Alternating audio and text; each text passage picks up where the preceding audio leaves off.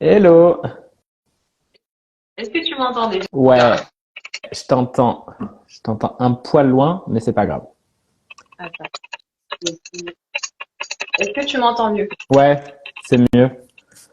Tu vas bien? Ça va et toi? Ouais, ça fait plaisir d'être là. Je suis content également de te recevoir. Et je me dis parce que tu as été dans mon bootcamp de 21 jours. Et en fait, il y avait le côté de oser prendre la parole, mais sans se montrer. Et là, tu te montres en direct. Ça fait quoi? Ah bah c'est un défi, cher ami. Bon bah c'est un truc un saut à faire. Donc du coup je le fais avec toi. Mais je te remercie de m'inviter. Je suis honorée. Moi également. Et je suis très content de te recevoir pour parler justement de relations toxiques. On a eu plein d'échanges ensemble depuis qu'on se connaît. Ils sont passionnants. Et à chaque fois, moi, tu m'inspires des milliards de posts avec ta manière Merci. de voir les choses et tout. Et surtout avec ce que tu as connu. Donc, tu vas nous parler un peu de relations toxiques. Ouais, tu rentreras pas forcément dans les détails. Tu partageras évidemment ce que tu as envie de partager. Dans l'idée, c'est d'aider au mieux les personnes à mieux comprendre par ton expérience ce que c'est une relation toxique, comment elle fonctionne dans l'invisible et dans le visible, parce que tu as la conscience aussi énergétique de tout ça et que tu as vachement introspecté, tu as appris beaucoup de choses et puis ben, t'en es sorti grandi. Ouais. Et c'est aussi ça qu'on a envie de raconter durant cette petite heure ensemble. Et avant toute chose, comment tu peux te présenter toi aujourd'hui, Nuran? Voilà, moi je suis Nurane, donc j'ai 40 ans, j'ai deux enfants. Voilà, j'ai vécu cette relation toxique. J'ai été beaucoup dans le développement personnel déjà de base. Donc, j'ai vécu cette relation toxique qui m'a encore plus amené à travailler sur moi. Donc, du coup, ça m'a permis de développer des outils de guérison que j'ai appliqués sur moi et que je propose, voilà, en tant que coach holistique. Voilà un petit peu mon histoire sans rentrer trop dans les détails. C'est par rapport au live, donc je vais délimiter. Très bien. Qu'est-ce que, comment tu définis déjà pour toi, qu'est-ce que c'est qu'une relation toxique? Alors, une relation toxique, c'est une relation déséquilibrée où tu vas avoir donc un partenaire qui va avoir l'ascendant sur l'autre en fait. Donc, ça va être plus un rapport de dominant-dominé plutôt qu'un rapport donnant-donnant, gagnant-gagnant. Donc voilà. Donc pour moi, les relations toxiques, elles ont pour la base des relations toxiques, ça vient vraiment de l'enfance pour moi. Ça vient en fait, voilà, ça vient du fait qu'on soit issu d'une famille dysfonctionnelle où donc tu vas avoir, quand tu es dans une famille saine, en fait, où les rapports sont équilibrés, où les parents sont équilibrés et ont eu un bon développement psychoaffectif, ils vont t'offrir tout l'espace, en fait, pour euh, que tu puisses te construire en tant qu'enfant. Donc, t'accepter, ils vont te donner de l'acceptation, l'amour, l'attention, la communication, la connexion saine, en fait, qui te permet vraiment d'avoir un espace sécurisé où tu peux te construire. Et en fait, quand tu bénéficies pas de cet espace-là, tu vas aller un petit peu en polarité de cet espace sécurisé, c'est-à-dire que là, tu vas devoir t'adapter à l'autre. Donc, tu vas adopter des comportements de survie par rapport à l'autre.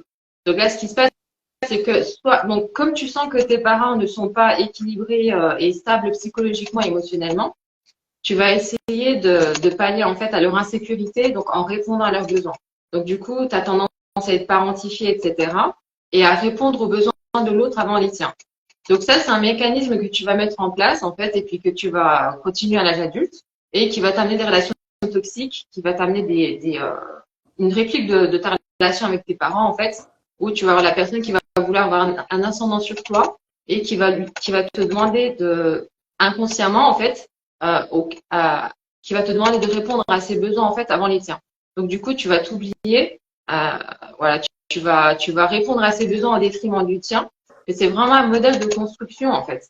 C'est-à-dire que comme tu n'as pas eu l'espace sécurisé pour vraiment prendre en compte tes besoins et prendre ta place, tu vas prendre place en polarité donc de cet espace-là dont tu n'as pas bénéficié et ça va se répercuter dans tes relations. Donc ça va être des relations déséquilibrées où tu vas beaucoup donner, tu vas pas beaucoup recevoir, tu vas manquer de reconnaissance.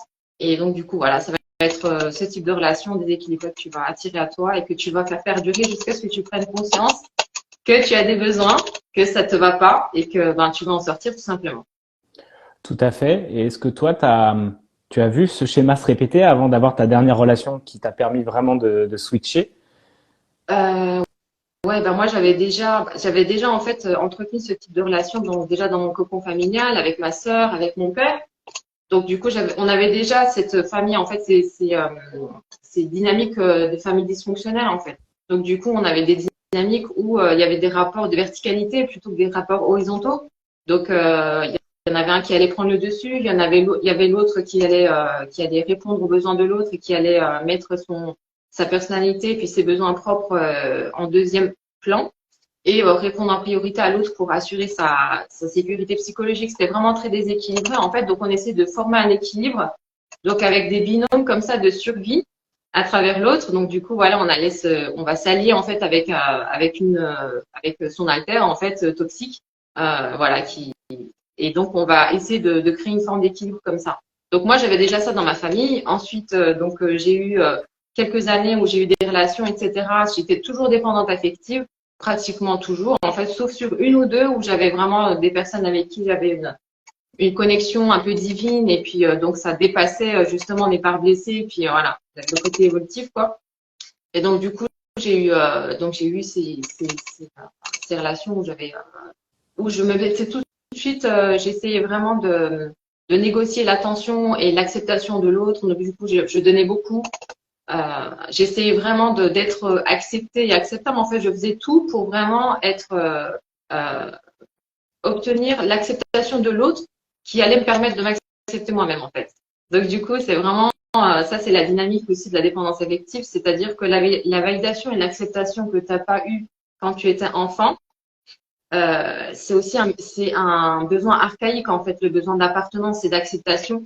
C'est vraiment ce qui va définir ta sécurité psychologique pour pouvoir te développer. Tu vois, donc du coup, si tu n'as pas cette sécurité-là, tu peux, tu te sens en danger de mort psychologique en fait. Donc du coup, si tu n'as pas eu cette acceptation-là dont tu avais besoin pour vraiment te sentir en sécurité, tu vas vraiment chercher à pallier à ce manque d'acceptation-là, à guérir cette part de toi en fait qui a manqué d'acceptation, pour pouvoir te sentir légitime à vivre, pour pouvoir sentir que tu n'es pas en danger psychologique quoi.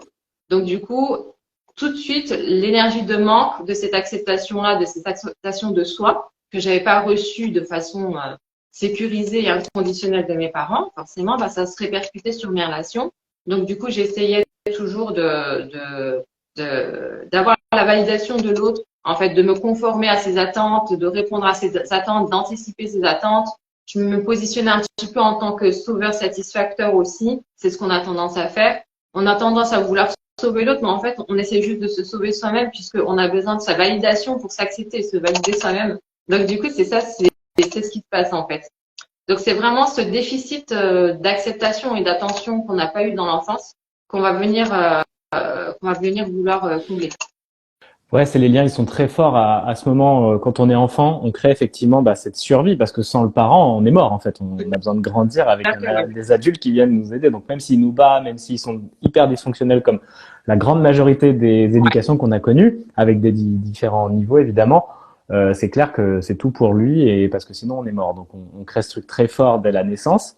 Et est-ce que tu penses que toi, t'as en tant que femme, c'est le lien avec le père vraiment qui a créé ce fait que dans ta relation en permanence, tu allais dans la survie ou dans le fait de mettre l'autre sur un piédestal parce qu'effectivement ta valeur était conditionnée au regard du masculin en particulier ou Moi, pas?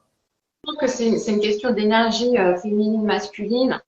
Alors, moi, ce que j'ai observé, c'est que quand tu es dans une famille dysfonctionnelle et que justement tes parents n'ont pas bénéficié justement de cette sécurité pour pouvoir se développer et pouvoir t'offrir justement la sécurité psychologique dont tu as besoin, ce qui se passe, c'est que dans les rapports dominant-dominé, il y a un des parents qui va augmenter sa part masculine en fait, qui va devenir plus dominant que l'autre et qui va avoir un certain pouvoir, qui va se positionner en tant que parent roi et qui va subordonner l'autre en fait. Et donc, ce que j'ai remarqué, que c'est l'énergie masculine qui va en excès sur l'un et l'énergie masculine qui est, enfin, l'autre parent ou alors la personne qui est avec, qui va avoir son énergie féminine qui va se développer davantage et son énergie masculine, elle va être castrée de son énergie masculine pour dépendre de cette énergie masculine toxique qui va lui assurer sa survie en fait.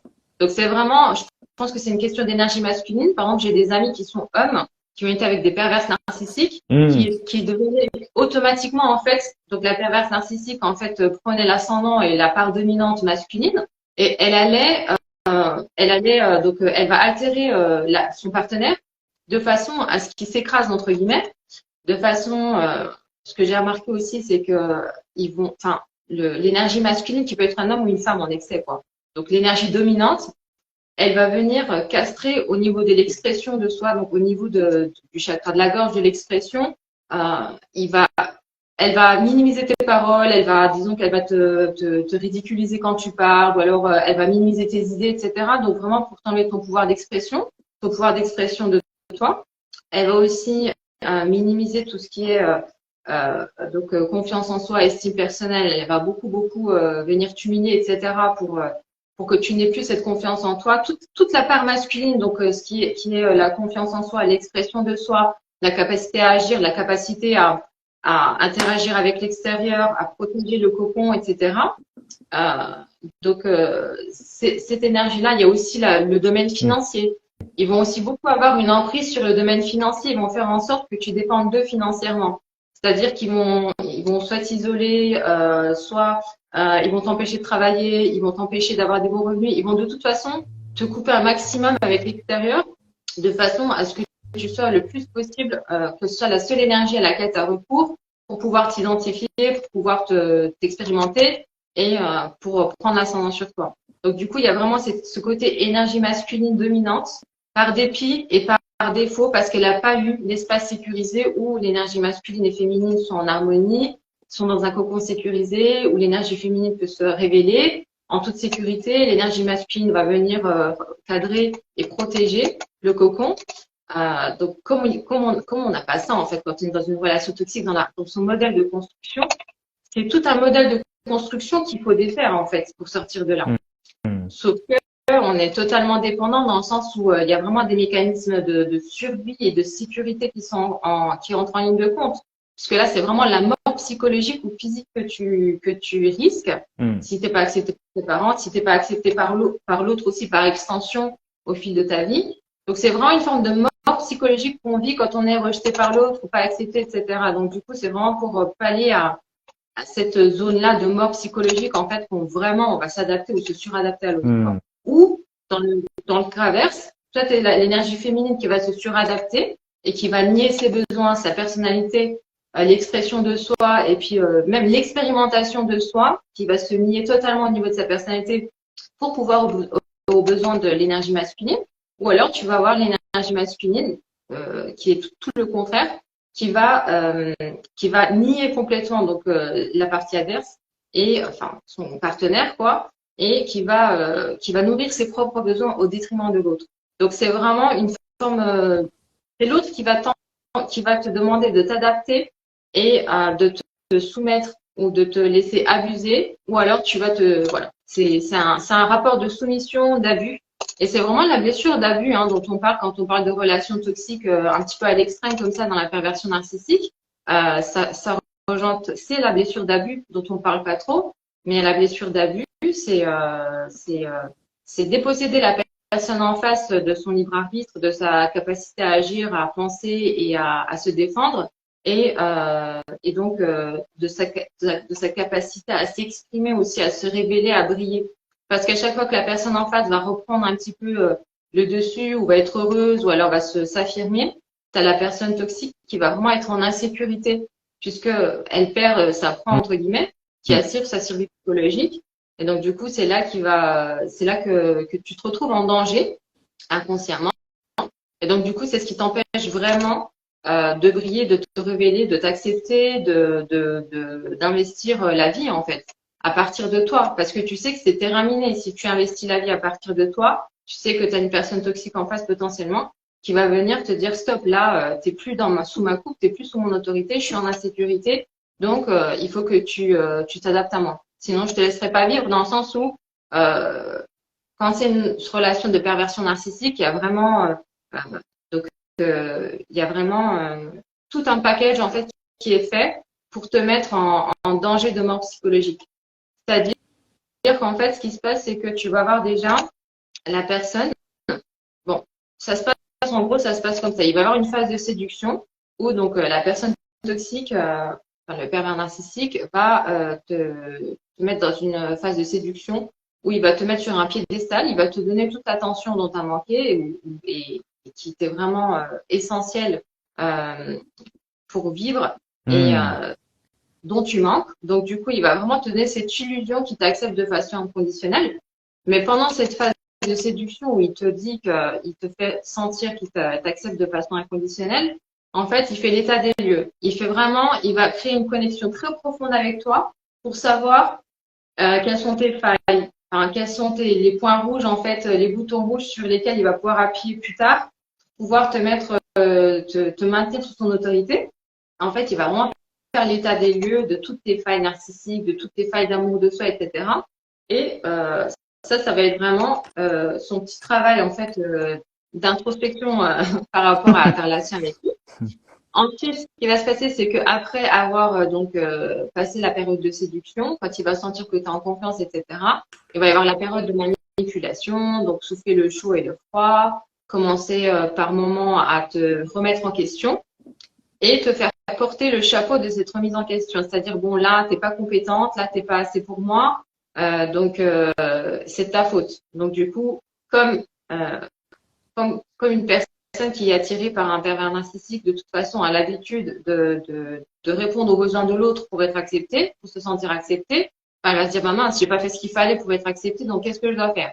Et c'est là que ça commence, en fait. Là, ce qui se passe, c'est qu'il va vraiment en fait déverser progressivement toutes ses insécurités et toutes ses failles sur toi, parce qu'il n'a pas la capacité de les porter lui-même en fait. Un pervers narcissique, ce qui va se passer, c'est que dans son modèle de construction, il va se couper de sa sensibilité, et il va se couper de sa vulnérabilité. Il n'accepte pas sa sensibilité. C'est bien pour ça qu'il va surinvestir sa part masculine et il va désinvestir sa part féminine. Et c'est là qu'il va avoir besoin d'un alter complémentaire pour faire office de base féminine, en fait, de part féminine. Et quand, en fait, il se coupe de sa sensibilité, il n'a pas accès aussi à sa gestion émotionnelle. Il a zéro tolérance à la frustration, donc il a besoin de déverser ses négativités, ses problèmes narcissiques, ses insécurités, etc. Il a besoin de les déverser sur la personne qu'il a choisie en fait pour cible. Et donc, du coup, il va déverser d'un côté ses insécurités. Il va te faire porter le chapeau de ses insécurités puisque tu n'es pas compétente, t'es pas assez ci, t'es pas assez ça. Donc, du coup, tu vas te retrouver, il va te propulser vraiment, te projeter dans tes parts blessées et traumatiques. Et il va en profiter pour vraiment faire que tu fasses ton nid ici, en fait, là, dans tes parts blessées et traumatiques, puisque c'est là où tu es totalement dépendante de lui. Puisque là, quand tu es dans tes parts traumatiques, tu es en insécurité permanente, donc tu as besoin, entre guillemets, de sa validation pour être à peu près validé et à peu près en sécurité. Ça lui permet, donc il a le double bénéfice dans le sens où ça lui permet de déverser ses propres failles et insécurités qu'il n'arrive pas à canaliser lui-même, à gérer lui-même, puisqu'il s'est départi de cette part de lui, en fait. C'est son complément, en fait. C'est vraiment, t'es l'énergie féminine complémentaire. Tu formes une entité avec lui. Tu fusionnes complètement avec lui dans le sens où même à travers cette manipulation, il y a une fusion qui se forme énergétique, quoi. Il y a une vampirisation. Il t'envoie toute sa pollution intérieure au niveau des insécurités. Tu es vraiment l'hôte et la ressource en fait qui va vraiment boire toutes les insécurités du couple, donc de l'entité que vous formez.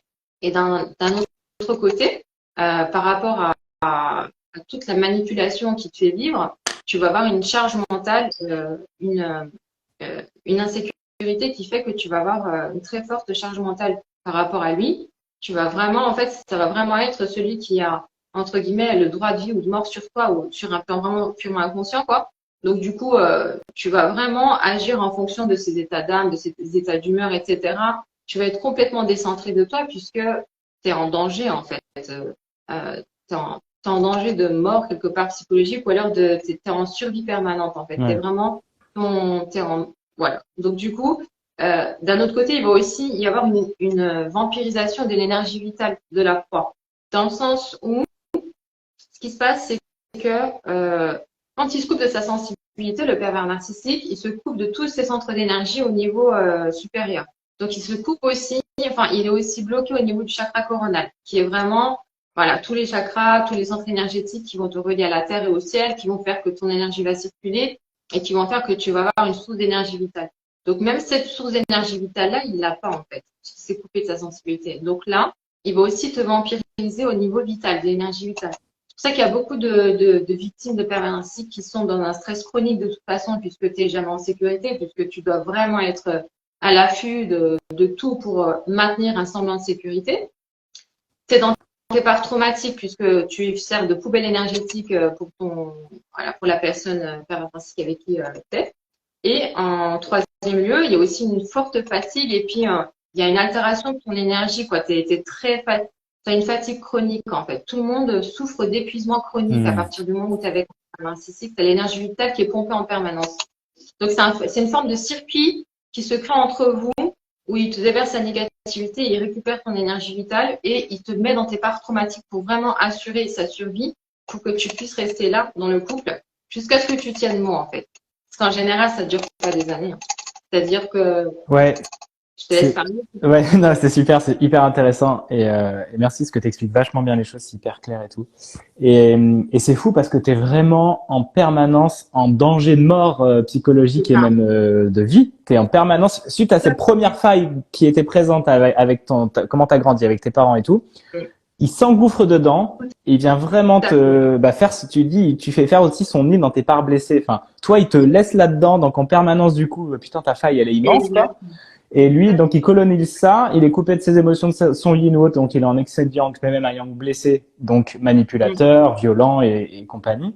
Et donc, en plus, tu portes la charge émotionnelle de ce que lui ne traite pas. Ta vitalité part, enfin, c'est énorme ce que tu portes, quoi. Et tu deviens une source nourricière aussi d'énergie vitale. Donc, c'est vraiment une aliénation et un assiègement total de ta personne. Sans compter le fait que tu souffres intérieurement aussi de devoir nier ta propre personnalité, tes propres besoins en permanence. Et ton système nerveux se met en hypervigilance tout le temps. Tu es toujours à l'affût, tu n'es jamais tranquille, tu marches sur des œufs, etc. Et ton système, même parasympathique, tout ce qui est système nerveux, etc., le nerf vague, etc., tout est affecté en fait dans le sens où ton système nerveux il est en hypervigilance tout le temps. Ouais. C'est pas viable sur le long terme en fait. C'est pour ça que tu as des victimes, enfin, tu as des cibles de pervers narcissiques qui.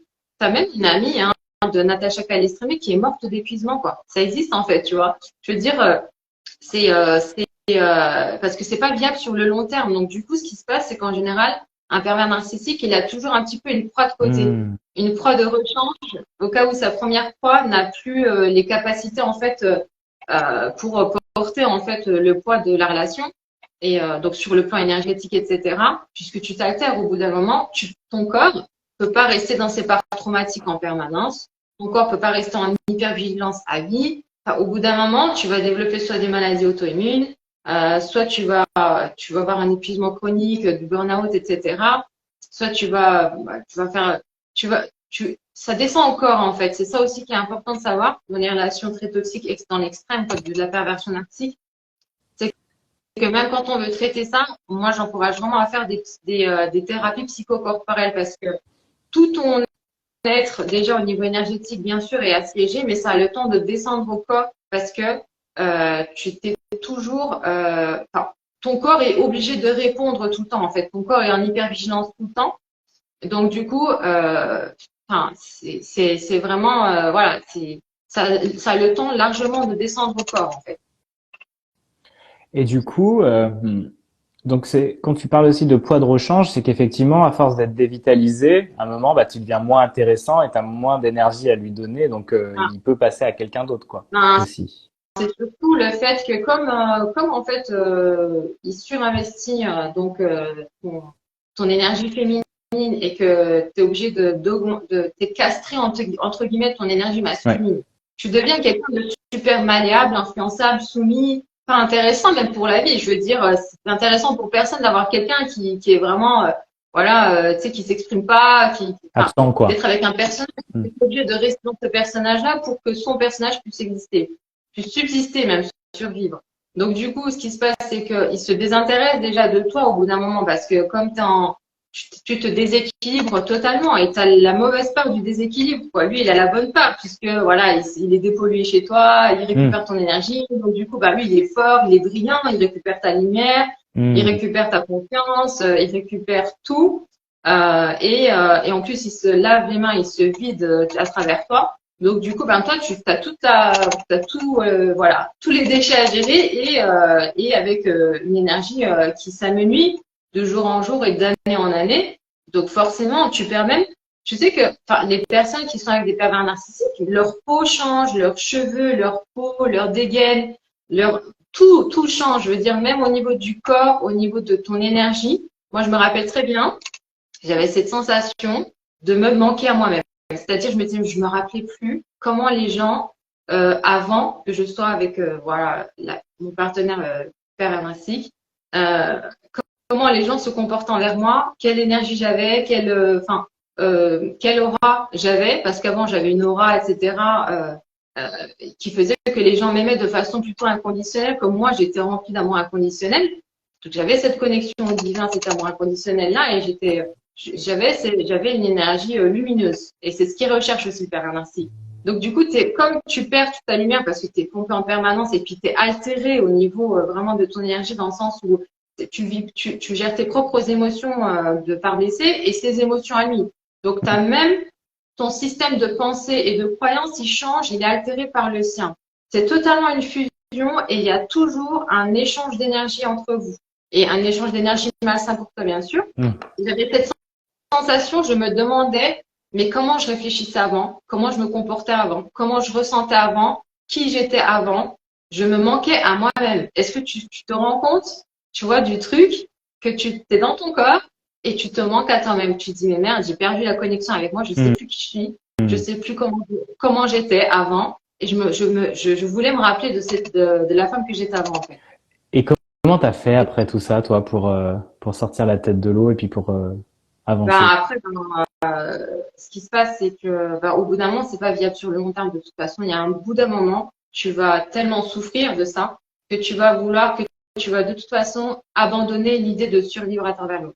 Là, tu vas dire, je préfère encore mourir, affronter cette mort psychologique ou physique, peu importe, plutôt que de mourir tous les jours dans le sens où de me nier tous les jours, de me donner en tant que nourriture, voilà, et en tant que de renoncer à moi tous les jours. Donc là, il y a vraiment ce moment où la souffrance de ne plus être toi-même et d'être instrumentalisé et assiégé à 100% fait que tu vas vouloir sortir de cet espace de survie malsain à travers l'autre et donc tu vas dire je vais mourir de toute façon, soit je vais attraper une maladie, soit je vais mourir psychologiquement, voilà, je vais me dissocier de moi-même ou je vais me déréaliser ou je ne sais quoi. Mais il y a un moment donné où de toute façon, je crois pas qu'un être humain puisse vivre vraiment toute une vie. Voilà, c'est un pervers narcissique en général, il change de partenaire au cours de sa vie parce que voilà, c'est plus bon quoi. Au bout d'un moment, donc voilà, il a usé, utilisé, voilà, abusé, usé de la personne et donc du coup, il va changer de partenaire. Mais ça, c'est des problèmes de dépendance, quoi. Le pervers narcissique aussi, il a aucun autre moyen que de survivre, que de faire ça. C'est totalement inconscient et c'est un mécanisme de survie au-delà duquel il ne peut pas aller s'il ne prend pas conscience de ça et s'il ne fait pas un travail sur lui. Donc moi, j'ai pris conscience de ça. J'ai dit stop. J'ai dit je préférais mourir psychologiquement que de mourir tous les jours et puis de me nier moi-même. Donc du coup, à partir de là, donc j'ai mis fin à la relation. Juste petite pause, tu te souviens du déclic qui te fait dire stop? Ouais, je me souviens très bien. En fait, j'ai vraiment vécu pendant 10 ans, 10 ans là-dedans.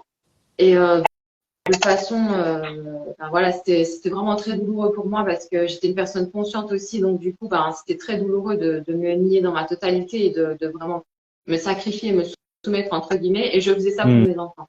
Je te remercie de me poser la question parce que c'est important aussi pour les mamans qui peuvent être avec un pervers narcissique et qui, comme moi, pensent protéger leurs enfants en fait de l'instabilité émotionnelle de leur père. En fait, moi, c'est ce que je voulais faire. Je voulais être donc le paravent. En fait, je me disais, bon, maintenant j'ai des enfants, ils n'ont pas choisi d'être là. Voilà, je suis avec la mauvaise personne. Ça s'est révélé à moi trop tard. J'étais déjà sous emprise. C'est déjà trop tard pour moi. mais au moins, je vais servir de paravent et puis je vais les protéger du mieux que je peux. En fait, après, j'avais vu, j'ai fait pendant 10 ans, j'ai fait beaucoup de thérapie pour vraiment me sortir un maximum la tête de l'eau. Hein. J'ai vu vraiment beaucoup de thérapeutes, j'ai vu des Reiki, j'ai vu vraiment des énergéticiens, Reiki, ostéo, acupuncteur, psychologue, psychiatre. J'ai fait vraiment tout pour pouvoir me maintenir à peu près hors de l'eau. Mais j'étais toujours dans un état de mal-être. Hein. Et puis, enfin, vraiment, c'est le package dont je t'ai parlé. C'est voilà quoi, je sais pas quoi, tu vois. Donc du coup, j'avais aussi fait appel à un astrologue à l'époque. Et donc l'astrologue m'a dit, mais Nurhan, tu crois vraiment que tu es en train de protéger tes enfants en faisant ça? Parce qu'il disait là, en fait, ce que tu es en train de faire, c'est de les nourrir inconsciemment de tous tes schémas toxiques avec lui. Ils sont en train de tout apprendre, tout prendre, tout boire en fait inconsciemment. Et ils vont se retrouver comme toi. Au bout d'un moment, ils vont répéter en fait ce qu'ils ont vu et ce qu'ils ont reçu de manière inconsciente. Et donc du coup, c'est la meilleure manière que tu as de leur déléguer en fait ton héritage toxique. Et là, de leur transmettre ton héritage toxique dans leur chair, en fait, tu vois, dans leur inconscient et dans leur chair, en fait. Et là, ça a été vraiment un déclic parce que moi, c'était vraiment par sacrifice pour mes enfants que je restais clairement, j'avais plus aucun intérêt à rester dans cette relation, quoi. C'était vraiment la mort pour moi. Donc, du coup, j'avais aucun intérêt à rester là. Mais c'était vraiment pour préserver mes enfants de cette violence-là qu'il avait en lui. Et donc, du coup, là, quand j'ai entendu ça, il n'y avait plus rien qui pouvait m'arrêter parce que ce truc-là, ce truc d'emprise, tu le souhaiterais même pas à ton pire ennemi.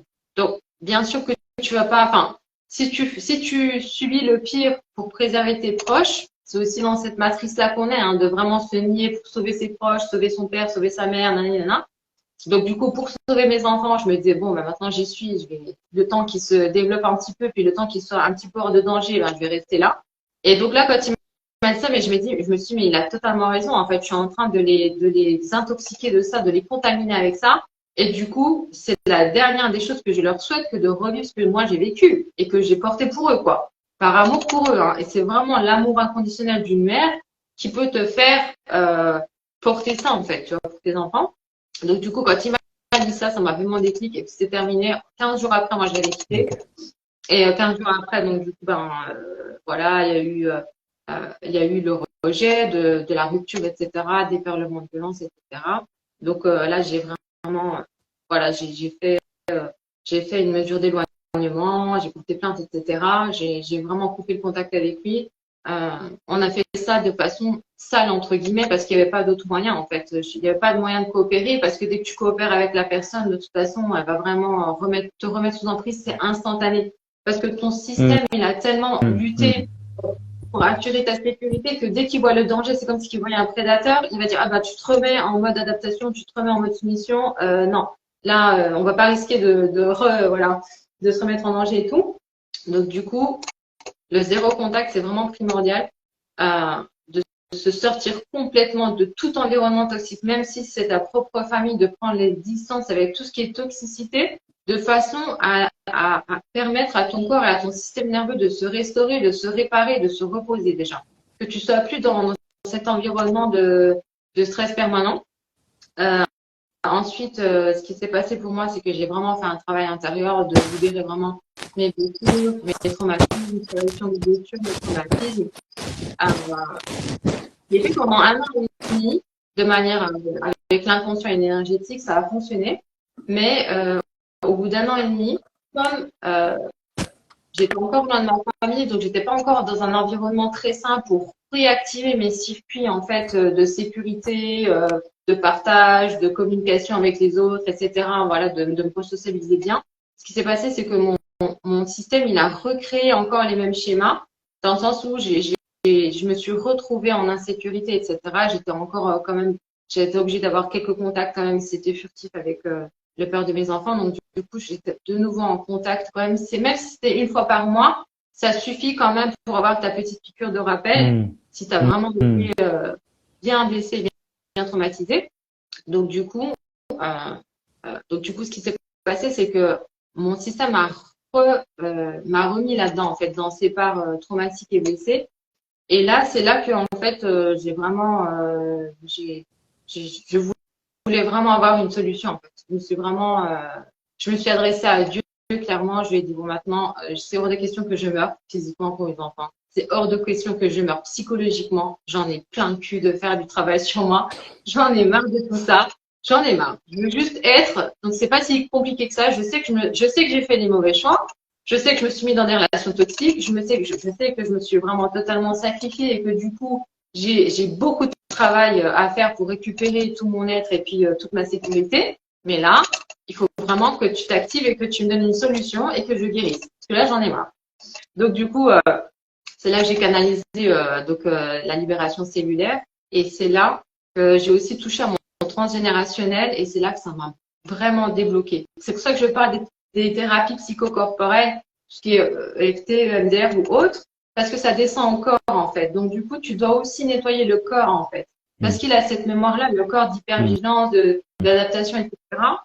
Et donc, du coup, ce qui s'est passé, c'est que moi, quand j'ai fait la libération cellulaire, j'ai aussi libéré des blessures et des traumatismes de mon transgénérationnel. Et je me suis rendu compte que j'avais un très, très fort héritage de mes lignées, féminines, de ma lignée féminine et de la lignée féminine aussi de mon père. Donc, du coup, j'avais beaucoup d'héritage transgénérationnel. Et je pense que quand on arrive au degré de la perversion narcissique, c'est quand même qu'il y a un passif aussi. Ouais. C'est un mécanisme dysfonctionnel qui se transmet de génération en génération, à mon avis, quand même, la plupart du temps. Donc, du coup, il faut quand même aussi aller regarder dans ton transgénérationnel si tu as déjà ces schémas-là dans ta famille. Si tu en as, j'encourage vraiment à travailler aussi le transgénérationnel parce que toutes ces mémoires-là, c'est vraiment dans ton ADN aussi et c'est hyper lourd en fait parce que je me rends compte, moi, quand j'ai fait de la libération cellulaire et puis que j'ai libéré aussi mon transgénérationnel, genre, j'avais l'impression des fois que j'avais 40% du mal, il était en moins de 60%, c'est ma lignée en fait. Ouais. Et ce qui se passe, c'est que ce qui est bien aussi quand tu touches à ton transgénérationnel, c'est que tu te remets en contact avec ta lignée et avec justement tes ancêtres, tes mères, tes grands-mères, etc., peu importe. Et tu te rends compte que t'es le dernier maillon d'une longue chaîne en fait. C'est le dernier maillon d'une longue chaîne de travail d'évolution. Donc, c'est-à-dire que même tes ancêtres, etc., ils ont vécu ces relations toxiques-là et ils ont fait leur part du travail pour justement te permettre, d'évoluer à toi, te permettre aussi à toi d'évoluer. Et donc, ils ont porté leur part de souffrance, ils ont porté leur part de toxicité, etc. Et ils ont fait leur travail un par un, et ça descend jusqu'à toi. Et c'est toi, en fait, qui est peut-être le dernier maillon de la chaîne où la chaîne va enfin se casser, où tu as enfin peut-être acquis les compétences à travers toutes ces couches, en fait, qui ont été vécues par tes ancêtres et puis qui t'alignaient. Donc, du coup, tu es la dernière personne, en fait, tu es le dernier maillon de la chaîne, en fait. Donc, ça remonte bien plus haut que toi, en fait, que ton histoire personnelle, en fait.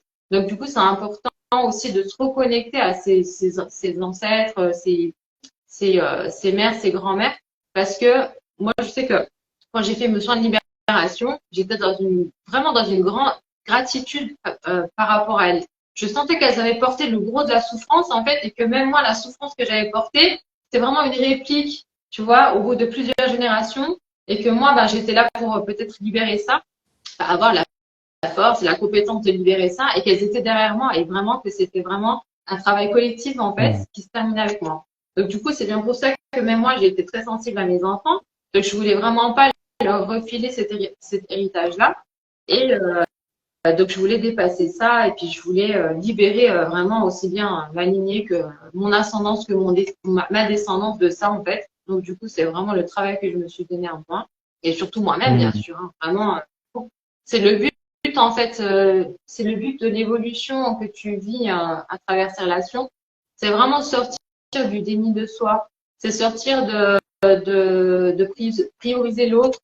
Et c'est sortir de la survie à travers l'autre, de l'acceptation de soi à travers l'acceptation de l'autre, de sortir de toutes ces limitations, en fait, de tous ces conditionnements et réintégrer ton être véritable, t'autoriser à être pleinement et à être véritablement, puisque, en fait, tu vis cette blessure d'abus-là. La blessure d'abus, c'est vraiment pour te faire associer le fait d'être et de briller avec le danger.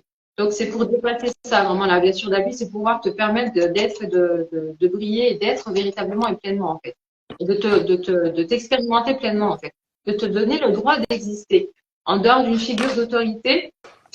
Donc, ça rejoint aussi beaucoup le patriarcat, ça rejoint voilà, la dépendance affective, ça rejoint, voilà. Toutes ces choses-là, c'est totalement interconnecté pour moi.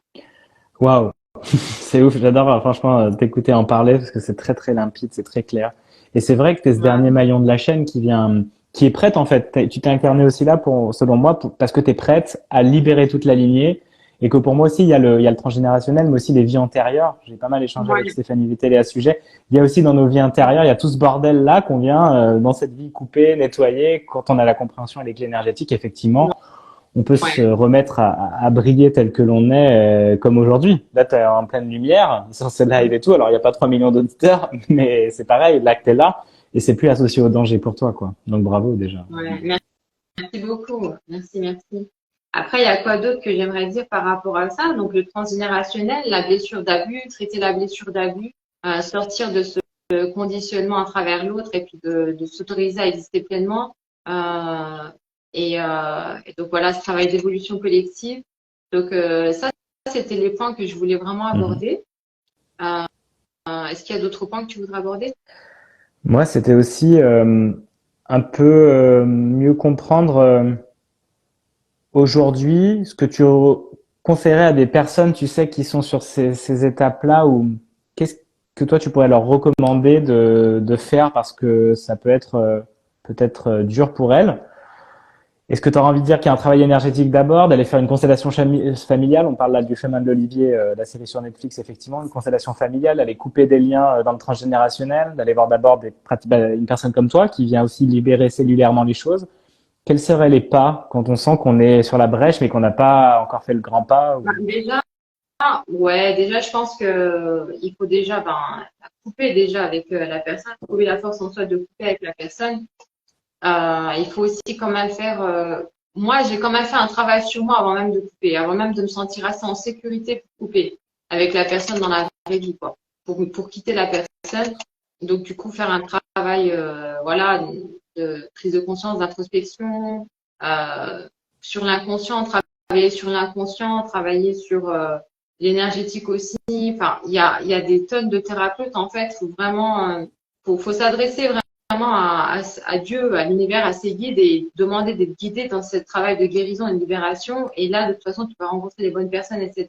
Et prendre le temps qu'il te faut, en fait, parce que le défi et le chantier, il est vraiment très grand, quoi. Tu as été vraiment aligné, assiégé dans toutes les parts de ta Ouais. personne. Donc, du coup, voilà. Donc, au niveau énergétique, mental, émotionnel, physique, nerveux. Donc, du coup, euh, euh, voilà, voir avec des thérapeutes qui te permettent déjà de libérer un maximum de choses, de recouvrer l'amour de soi, de retrouver une sécurité intérieure, une sécurité psychologique.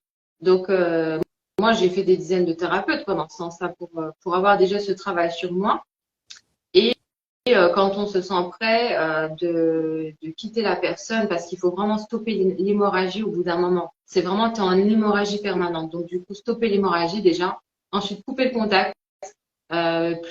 Vraiment, autant que possible, couper le contact. Et pouvoir justement avoir un espace, retrouver un espace sécurisé où tu es dans des environnements sains qui sont en phase avec toi et dans lesquels tu peux vraiment te sentir en sécurité, sécuriser vraiment ta personne. Donc déjà sortir du danger, sortir de la tempête, etc.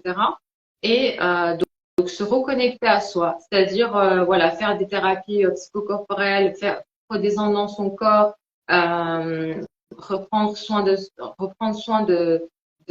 sa personne, de son corps, de ses relations, reprendre contact avec l'extérieur, faire des réalisations narcissiques, c'est-à-dire faire des projets qui sont en phase avec toi, voilà, reprendre, Mhm. si tu t'aimais bien, par exemple, voilà, si tu te sens fier quand tu fais telle chose, eh ben, tu vas y aller. Reprendre contact avec ton vrai toi, quoi, ta vraie personnalité, etc. Et petit à petit, réinvestir la vie à partir de toi, en toute sécurité. Donc, vraiment ressentir la sécurité, te gorger d'amour et de lumière à travers tes activités, tes relations, etc. aller vraiment dans les environnements dans lesquels tu te sens en sécurité. C'est vraiment la priorité, c'est vraiment de se resécuriser, de se ressentir en sécurité. Après, comme je t'ai dit, donc au niveau du travail sur soi, ça va être vraiment libérer les parts traumatiques, le système nerveux, réguler le système nerveux, etc. Donc vraiment libérer les parts traumatiques. Moi, j'ai vraiment reprogrammé aussi mon inconscient pour aider mon mental à accompagner en fait cette guérison à travers des programmes de sécurité. En fait, comme j'avais des programmes de sécurité pour rester dans cette zone de survie à travers l'autre, j'ai reprogrammé de façon à être en sécurité dans la zone de vie à travers moi et à travers la vie, quoi, à travers ma vie.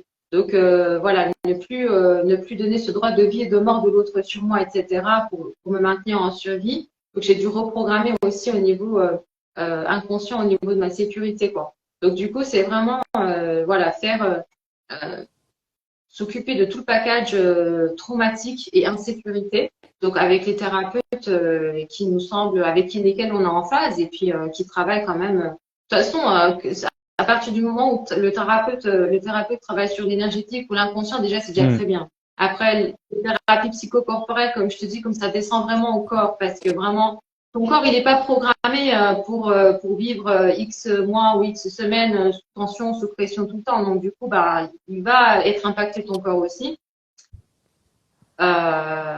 Et voilà, le transgénérationnel aussi, les personnes qui font de l'énergétique en font souvent. Constellation chamanique, je l'ai pas fait, j'ai pas eu la chance de le faire, mais j'ai déjà eu pas mal de soins où j'ai vraiment été en contact avec mes guides, etc. Et donc, voilà. C'est vraiment une belle rencontre aussi de rencontrer son transgénérationnel. Je conseille vivement quand on a déjà des antécédents dans sa famille. Ouais. Et après, avoir vraiment libéré toutes ces parts d'insécurité, etc. Vraiment investir la vie, quoi. Investir la vie et se chercher vraiment et vraiment chercher les endroits, les activités dans lesquelles on est en phase et on ressent vraiment sa part sa part divine en fait se révéler et sa part d'amour et de lumière vraiment se raviver. Et voilà, donc vraiment investir la vie à partir de cet espace d'amour de soi, d'amour inconditionnel de soi. Là, il y a aussi cette notion-là, c'est-à-dire qu'en fait, on passe de l'amour conditionnel dans lequel on a baigné toute son enfance. Le deal, c'est aussi de sortir de cet amour inconditionnel-là. C'est-à-dire que le deal, c'est de t'accepter une bonne fois pour toutes, c'est de te choisir une bonne fois pour toutes dans ton intégralité. Ton passé, ton présent, tes failles, tes forces, ton transgénérationnel, donc tes lignées, même tes parts souffrantes au niveau de tes ancêtres, au niveau de tes mères, de tes grands-mères, tout ce que tu as vécu, cette épreuve que tu as vécue là, c'est une épreuve qui est un passage pour te permettre d'accéder à tes parts plus élevées. C'est-à-dire que, en fait, il y a la notion de polarité, dans le sens où si tu vis, par exemple, la soumission, l'aliénation, l'asservissement, la souffrance, donc quand tu vis cette épreuve-là, à partir du moment où tu arrives à la dépasser, tu vas accéder à l'autre polarité de ton être, c'est-à-dire que tu vas accéder à ta souveraineté, à ta liberté, à ta jouissance, à ton amour, quoi, inconditionnel. Donc du coup, voilà, cette épreuve-là, c'est pas une finalité, c'est vraiment un passage, c'est comme une initiation et un travail collectif. Souvent, il y a souvent une transgénérationnelle qui va te faire passer et accéder à l'autre part, à l'autre polarité de ton être, en fait, qui est le cadeau derrière tout ça. Donc vraiment aller chercher ce cadeau, quoi. Parce que il faut pas souffrir pour rien, il faut pas avoir fait tout ça pour rien, quoi. Il faut pas s'identifier à ça. Il faut pas identifier ses échecs, s'identifier à ces pseudo-échecs. Je veux dire, même si tu as été en mode survie, etc., c'est parce que voilà, tu étais dans une mécanique de survie et que tu n'avais pas le choix sur le moment, etc. Mais tu as vécu cette épreuve-là parce que tu as la puissance en toi de pouvoir la dépasser. En fait. Une personne qui vit des épreuves vraiment douloureuses et assez profondes, c'est qu'elle a en elle, tu vois, la capacité, la puissance de pouvoir les dépasser, les transcender et accéder à ses parts plus élevées, quoi, beaucoup plus élevées. Et la polarité, elle va dans les deux sens, c'est-à-dire plus tu vas dans les profondeurs de ton être, de ta souffrance, plus tu vas dans l'élévation de ton être, de la jouissance, etc. Donc du coup, s'accepter enfin totalement, quoi. Et c'est ça vraiment, je pense vraiment que une personne qui est vraiment dans des relations toxiques, sa mission entre guillemets pour son être supérieur, c'est de sortir de cet amour conditionnel lié à l'autre, quoi, qui dépend de l'autre, à son amour inconditionnel qui dépend de la vie, de l'univers, de son essence divine, en fait, de réintégrer son essence divine et de libérer son essence divine de toutes ces limitations, toutes ces chaînes, tous ces conditionnements mentaux de sécurité et de survie. Ouais. C'est vraiment déployer ta puissance divine, en fait, et ta puissance d'amour inconditionnel. Parce que tu es une source d'amour inconditionnel et de vie qui a été aliénée et qui a été détournée par une personne.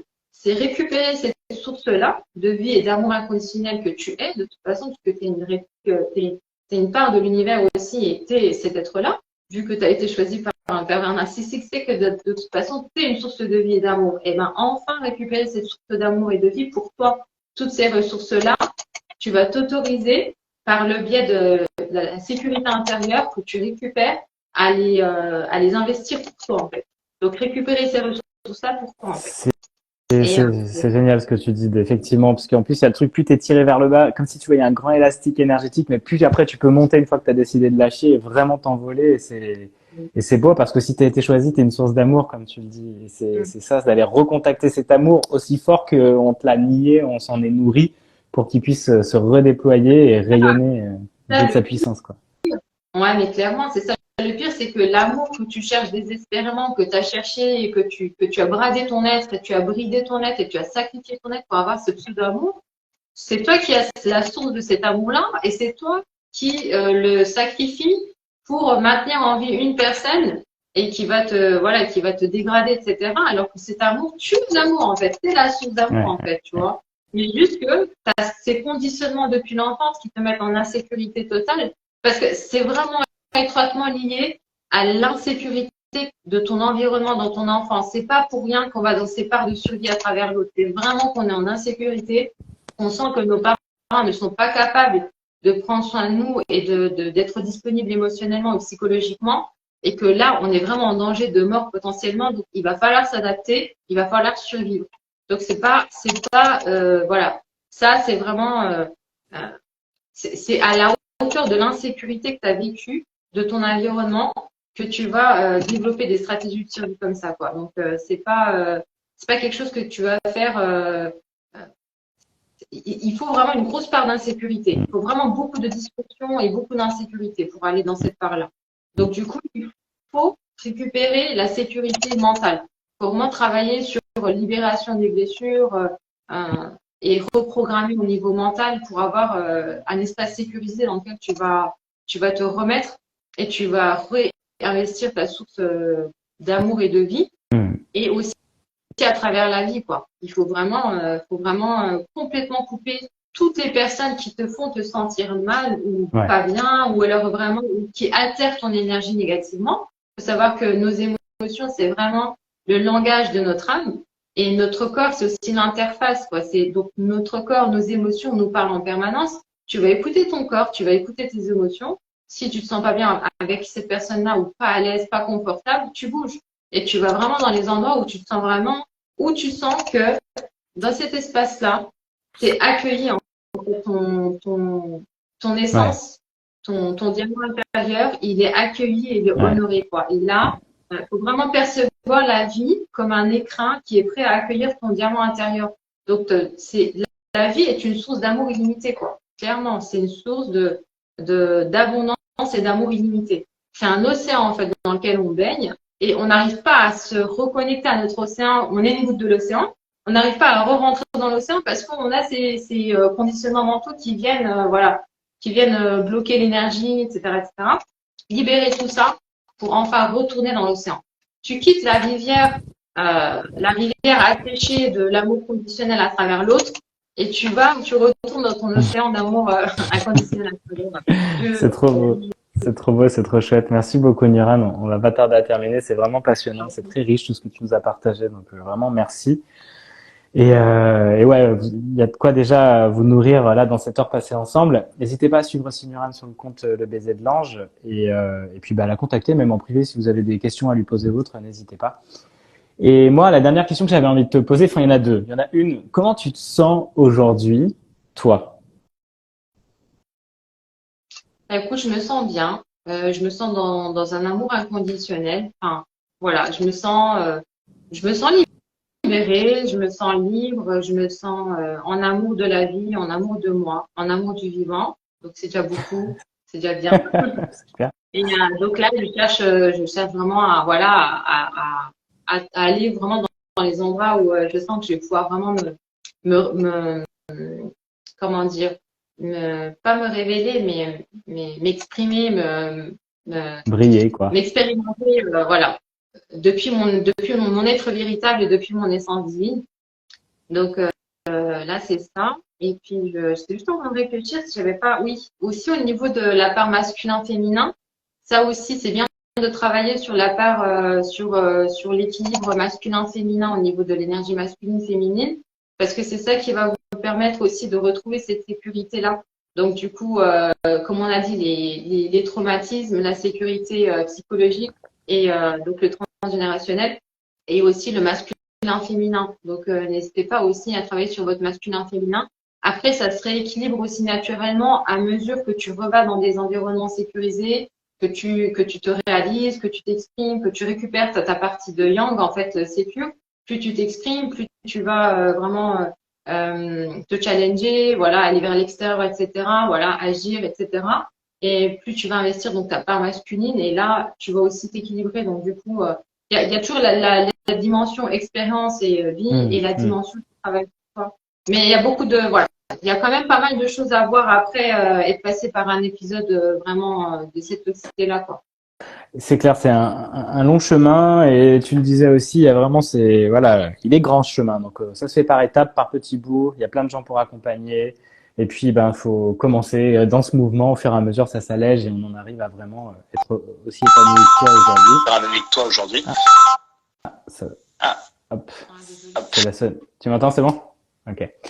Donc voilà, aussi épanoui de toi aujourd'hui, puis tu continues aussi ton chemin et c'est trop cool, donc bravo à toi. Et pour terminer, comment tu repars, Myriam, de cet échange ensemble? Bah écoute, bah, je repars satisfaite. J'ai fait de mon mieux pour répondre à tes questions. Voilà, j'espère que ça a été clair quand même. J'espère que ça a apporté quand même des clés. C'était Ouais. vraiment le but de notre échange, c'était vraiment d'apporter des clés et surtout d'apporter des clés, de mettre en lumière vraiment le mécanisme et l'ampleur en fait de l'asservissement, de l'aliénation, de l'assiègement voilà qu'on vit et vraiment de mesurer l'ampleur de l'emprise et de la perversion narcissique pour vraiment que les personnes soient encouragées à sortir de là en fait. Donc c'était vraiment, je voulais vraiment sensibiliser par rapport à ça et qu'il n'y ait pas de sacrifice inutile en fait, qu'on continue pas dans un sacrifice inutile, etc. Que le but de cette expérience est vraiment une épreuve qui demande à être dépassée et comme j'ai dit, qui demande à servir notre évolution en fait. Ouais. Donc voilà, servir votre évolution et allez-y, voilà, ce sera. Je sais que c'est super douloureux parce que comme c'est important aussi de parler justement de cet épuisement mental, moral, physique, psychologique, émotionnel, parce que les personnes qui sont dans ces relations-là, elles sont vraiment, comment te dire, euh, exsangues. Elles se retrouvent vraiment complètement dilapidées et vidées. Et c'est ça, en fait, c'est de mener un nouveau combat qui fait peur aux gens qui sont dans ces relations-là, sans compter voilà la pseudo-sécurité dans laquelle tu te survis et dans laquelle tu te maintiens. Mais c'est vraiment voilà de sensibiliser sur le fait qu'on y laisse sa vie, on y laisse sa santé, on y laisse vraiment sa personnalité, on y laisse le sens de notre vie. Donc ça vaut pas le coup, quoi. Il faut vraiment, faut trouver en soi la force et surtout le déclic. Voilà, c'est de créer ces déclics-là, en fait, le déclic de sortir de là, de faire le chemin inverse, en fait, pour recheminer vers soi et donner du sens à cette épreuve-là, que ce soit pas une finalité, surtout pas une finalité, et surtout pas une fatalité, quoi. Génial, merci beaucoup. Et puis, comme tu le disais aussi, si on est dans ce combat-là aujourd'hui, dans ces difficultés-là, c'est qu'on a la puissance en nous pour le traverser et en sortir. La vie nous a mis là, c'est parce qu'on pouvait le faire, quoi. Ouais. Et on a tout le transgénérationnel, tous les guides derrière. On a Dieu, on a les anges, on a les thérapeutes, on a les voilà. On a soi, on a soi aussi. On est la source d'amour et de vie qu'on recherche désespérément. C'est surtout ça qu'on fait. Il y a juste ces conditionnements mentaux depuis l'enfance, voilà, qui vous ont mis dans ces parts-là et qui vous bloquent dans ces parts-là. Mais sortez de là et vous verrez que que la vie est simple, la vie est douce et que vous avez le droit à cette simplicité, à cette douceur de la vie en fait. Autorisez-vous et sécurisez le périmètre de façon à pouvoir vous autoriser à y aller. Génial. Merci beaucoup, Niran. Ouais, vous êtes guidé de ouf. Vous êtes guidé de ouf. On vous envoie tout notre amour aussi. Je te remercie beaucoup. Je te dis à très bientôt et puis à bientôt. Merci à toi, Julien, de m'avoir invité. C'était un plaisir. Avec grande joie. Ciao tout le monde. Salut Ciao Niran. tout le monde. Bisous.